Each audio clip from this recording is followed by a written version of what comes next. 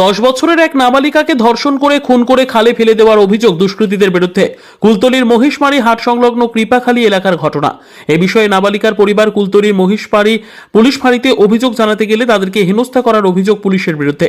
এই ঘটনায় এলাকার মানুষ উত্তেজিত হয়ে পড়েন। জয়নগর কুলতলি রাস্তা অবরোধ করে বিক্ষোভ দেখাতে শুরু করেছেন। এলাকায় ব্যাপক উত্তেজনা ছড়িয়েছে। ওই নাবালিকা টিউশন পড়ে বাড়ি ফিরছিল, সেই সময় ঘটনা ঘটে বলে অনুমান। গত রাত থেকে নিখোঁজ ছিল, দেহ উদ্ধার হয়। এলাকায় ব্যাপক উত্তেজনা থাকায় পুলিশ মোতায়েন করা হয়েছে।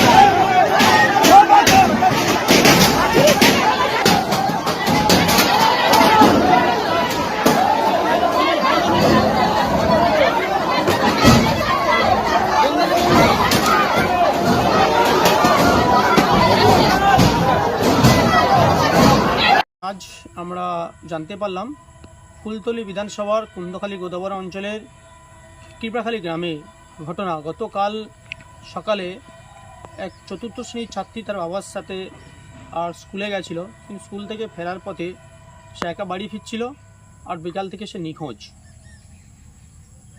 রাত্রে পরিবার সহ আর বাড়ির লোকজন ক্যাম্পে গেছিল, মুন্সিপালিটি ক্যাম্পে, পুলিশ ক্যাম্প, কিন্তু তারা কোনো গুরুত্ব দেয়নি। আজ ভোরে তার থেতলানো মুখ সহ মৃত অবস্থায় পাওয়া যায় বাড়ির কাছাকাছি। যেটুকু আমরা জানতে পারছি, সেখানে কিছু মুসলিম ছেলে তাকে কিডন্যাপ করে তুলে নিয়ে যায় এবং বেশ কয়েকজন এই ঘটনার সাথে জড়িত তাকে রেপ করে মেরে ফেলে দিয়ে গেছে। পুলিশ একজনকে অ্যারেস্ট করেছে, কিন্তু সেটা কতটা ঠিক আমরা বুঝতে পারছি না। কিন্তু এই রাজ্যে এই ঘটনা কত দিন কিভাবে চলতে পারে? এই রাজ্যে একটা মহিলা মুখ্যমন্ত্রী, আর সেই রাজ্যে দিনের পর দিন এই ঘটনা, এর বন্ধ হবে কবে? এর শেষ কবে আমরা জানতে চাই।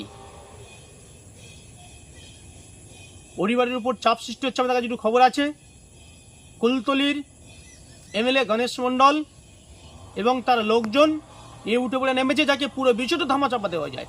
পুলিশ মানুষেরও প্রতিবাদী, মানুষ যারা প্রকৃতির বিচার চাইছে তাদের উপরে অত্যাচার, লাঠিচার্জ চালাচ্ছে। তো খবর আমাদের কাছে আছে। পুলিশ তুমি কবে শিক্ষা নেবে আমরা জানতে চাই, এবং এই বিচারের জন্য আমরা সর্বতভাবে পরিবারের পাশে আছি। এর শেষ পর্যন্ত আমরা এই পরিবারের সাথে আছি, আমরা আছি। এই অন্যায়ের প্রতিবাদ আমরা করবই, এই অন্যায় আমরা রুখবই, এবং সারা পশ্চিমবঙ্গের মানুষের মতো এখানকার যে জনগণ, সাধারণ মানুষ যেভাবে রাস্তা নেমেছে, আমরা তাদের সাথে আছি। আর এর প্রকৃত দোষীদের আমরা শাস্তি শুধু নয়, ফাঁসি তো ঝোলাবো। শেষ পর্যন্ত আমাদের এই লড়াই জারি থাকবে। এই লড়াইয়ে লড়বো আমরা ওই পরিবারের সাথে নিয়ে। নমস্কার, উৎপল নস্কর, ভারতীয় জনতা পার্টি জেনেভা সাংগঠনিক জেলার সভাপতি।